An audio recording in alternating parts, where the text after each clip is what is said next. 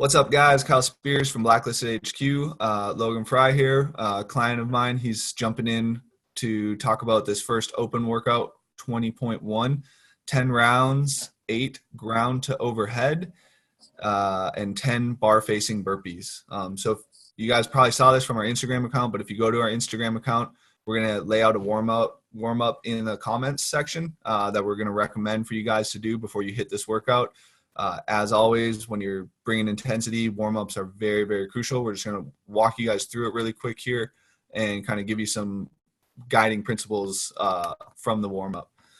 So starting off, 10 minutes cyclical machine of choice. We're going to increase pace every 2 minutes just to kind of get the heart and lungs warmed up a little bit. Then we're going to go into kind of warming up the shoulder girdle, upper back along with your chest. That upper back is going to be supporting that load if you're doing power snatches, you're going to be supporting the load and putting our diaphragm in a good position. So we want to make sure that's warmed up along with our chest as we're pressing for those burpees. The chest is also stabilizing in the snatch overhead, so it's going to be good to get that warmed up. So 5 half kneeling banded rows to external rotation to press, 10 crossbody pec flies with a single arm, 5 reverse grip pull-ups. So you're going to run through 3 rounds of that. Then you hit 3 rounds of some rotational work. Again, if you're doing snatches, this will be good for breathing. As we start to get fatigued in our burpees, we're going to be sidestepping a little bit. So it's just going to warm up our lungs for a little bit more range of motion and give us a little bit better breathing pattern. So 5 quadruped rotations from each side. So you'll be in a quadruped position with a leg out against the wall, and you're just going to rotate each side and then switch legs. Single leg knees together while assisted good mornings. We're going to warm up the posterior chain with this a little bit as well, and then 30-second Sorensen hold. Then we're going to go into warming up the breathing patterns for the burpee. We got 5 dive bomber push-ups, trying to breathe through that entire range of motion. 5 breaths from the half push-up position. And then we're going to go 5 breaths from foot at hand, almost like you would be in a mountain climber position, just focusing on breathing through that range of motion. 20 front to back jumps over a PVC.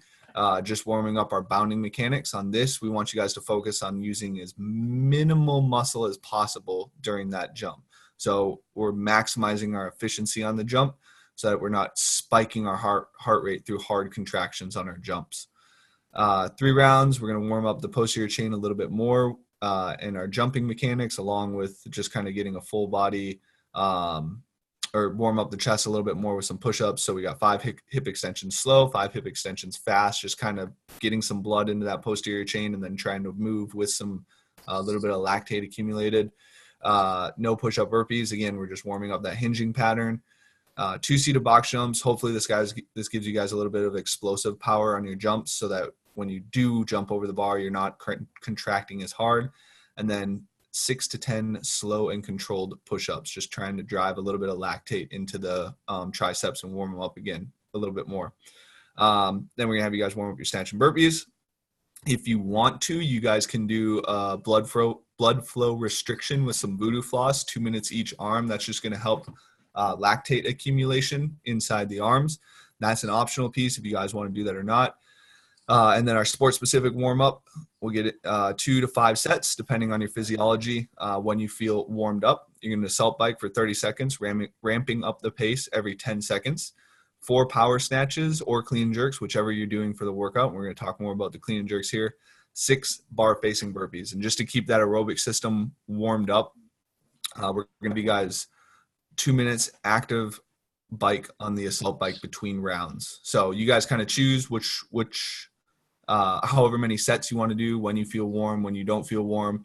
Elite level athletes or higher level athletes can definitely push that 4 to 5 set range.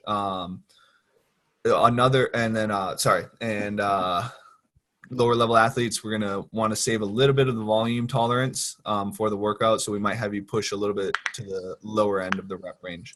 One thing you guys also might want to do, we'll talk a little bit more about this in the pacing structure, is just hit 1 round of the workout at the pace that you're looking to hold inside of the workout after you're done with this or before this, so you know what that feels like.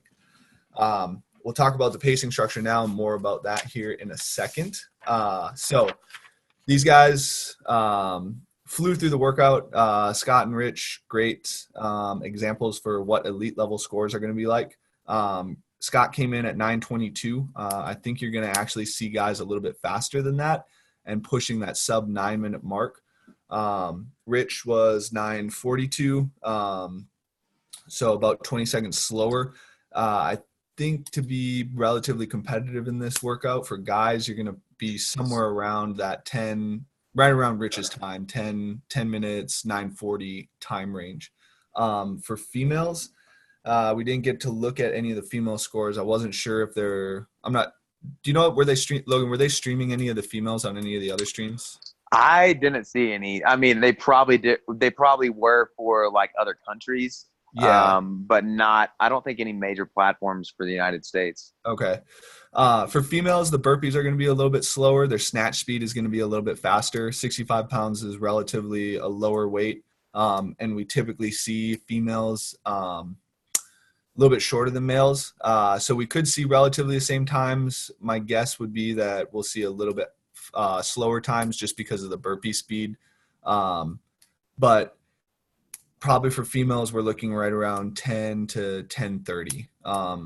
If we're wrong on that, we apologize. Just hit kind of a pace that you want to set for that workout prior to, and just test that out and see if you're able to hold that pace here. So with that being said, those are elite level times.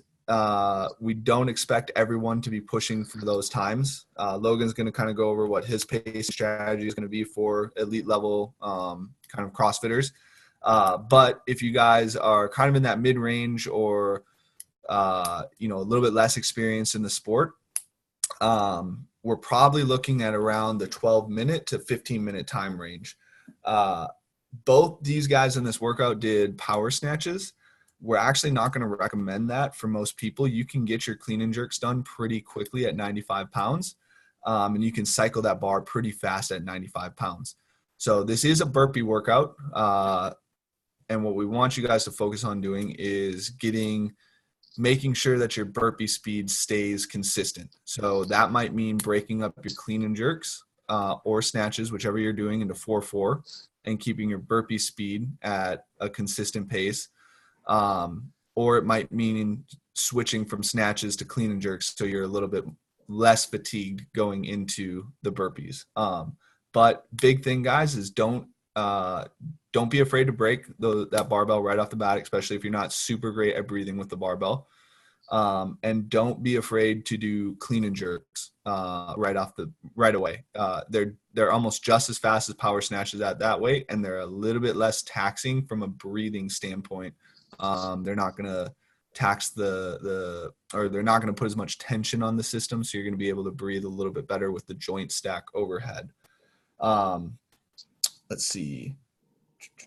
2-foot takeoff for the burpee. Remember that one, guys. And then you can step up if you miss a rep. I think that's or if you hit the barbell on a rep, I think that's a new rule this year. We saw Rich get hit with a couple no reps. Make sure you do the burpee back on the other side of the bar. Logan, you want to talk about how you're going to pace your workout now? Yeah.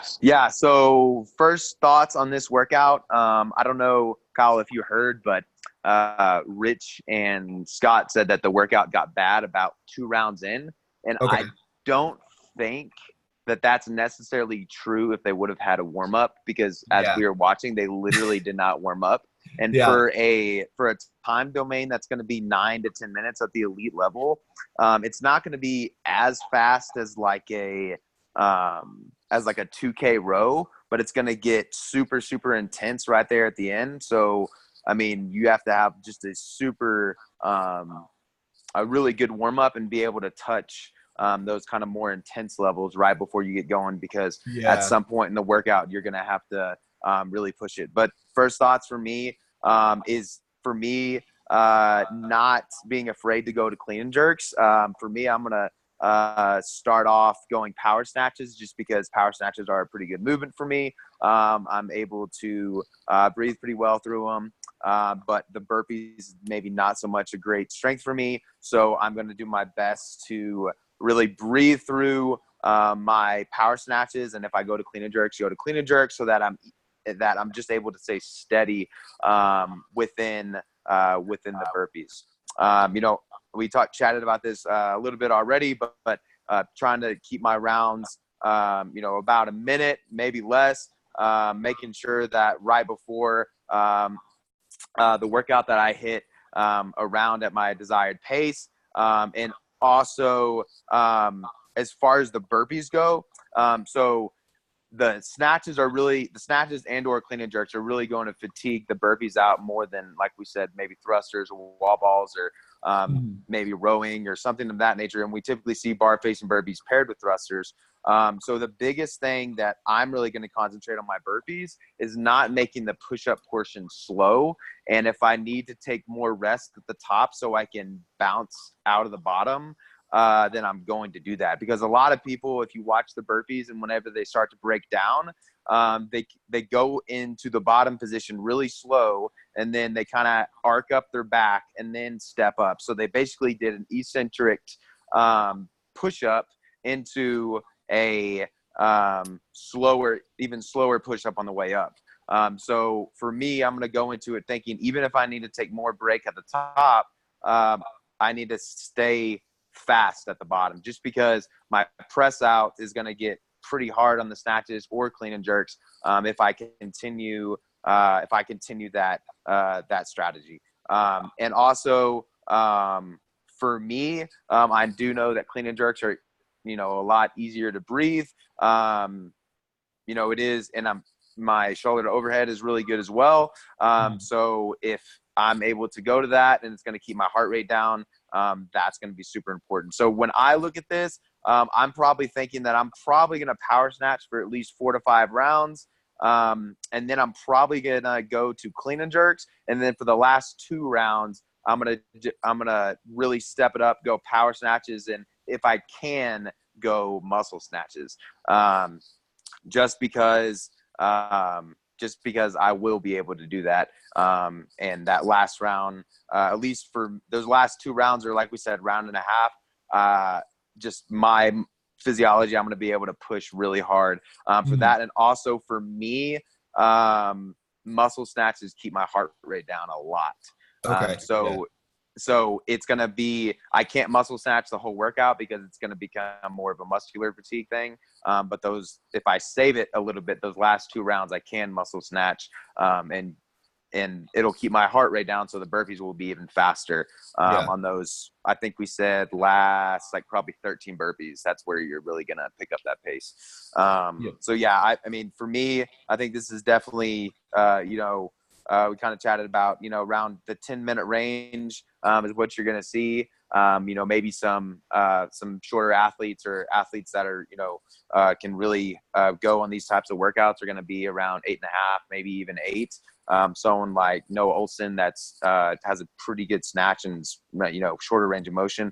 But yeah, for this one, I would say it's all about, keeping your heart rate down on the thing that's probably going to give you the most trouble. So, if you're really good at burpees, and maybe power snatches or clean and jerks and get your heart rate up, maybe break those up, or just really concentrate on your breathing patterns, or take maybe a couple seconds before you get going, on the barbell. And then if you're like me and the barbell is going to be easier for you, really try to, recover through that.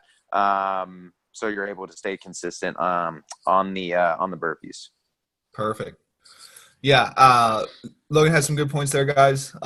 So times per round, for, Scott and Rich they went from 50 seconds all the way down to about 1 minute and 2 seconds. So the first 2 rounds were 50 seconds. Then I think they went 53, 52, 58, and by round 5 they're already touching a minute 2. They averaged sitting at a 57 second per round roughly. I didn't get some of the times there, but about a 57 second per round.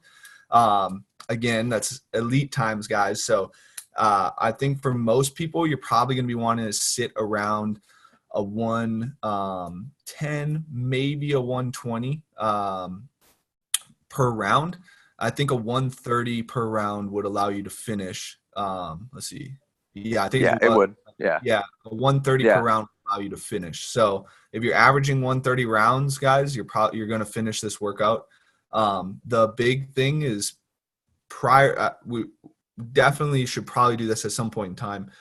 Maybe if you want to do it in your warm up before you start your sports specific sets, but get a pace in mind, and you guys can always negative split on this workout. So if you choose a minute 10 pace, you can always bump that up to a minute 8 pace on the back half of the workout.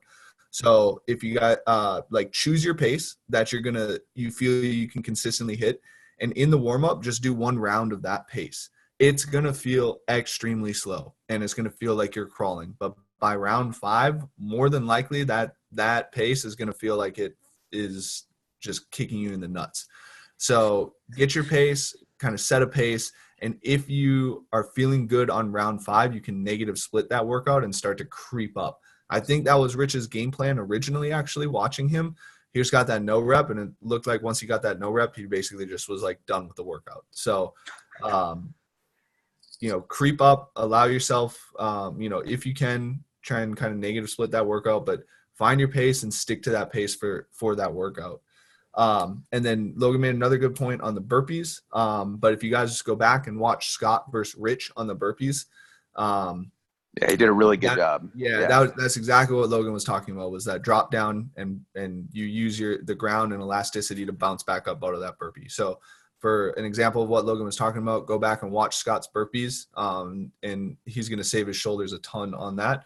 And then as well, Logan and I chatted about this a little bit, but wide stance on the feet and wider arms if you're going to clean and jerk is going to cut down some range of motion. Also wide stance on the clean and jerk if you guys are clean and jerking. Scott went wide feet, and they were starting the reps about the same time, and Scott was finishing about a rep ahead of Rich on, I think, the first 4 rounds for the snatches.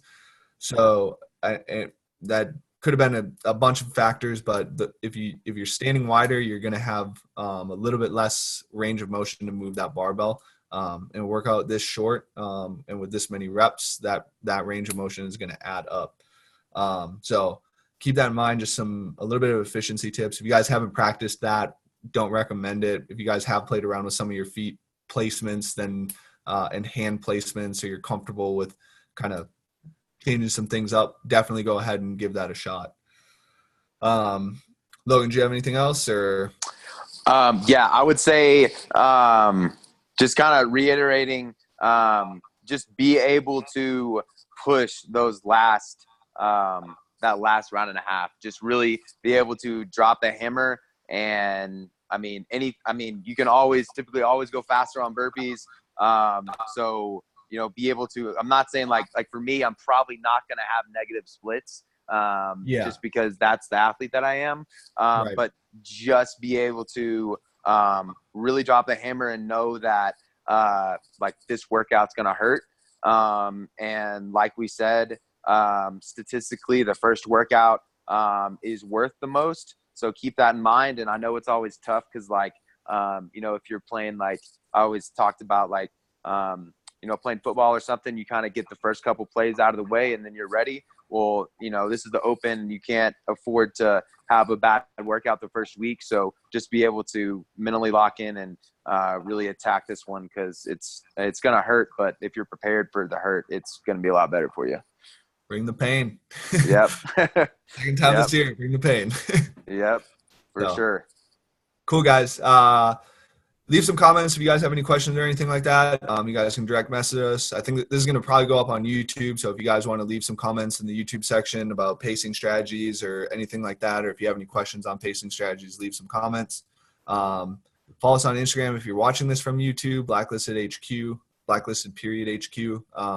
And if you guys are watching this via Instagram, head over to our YouTube channel and subscribe. We're putting out some movement videos every Wednesday. So if you guys are looking for some new movements, you guys can check those out. Cool, guys. Good luck this week, and bring the intensity. It's open time.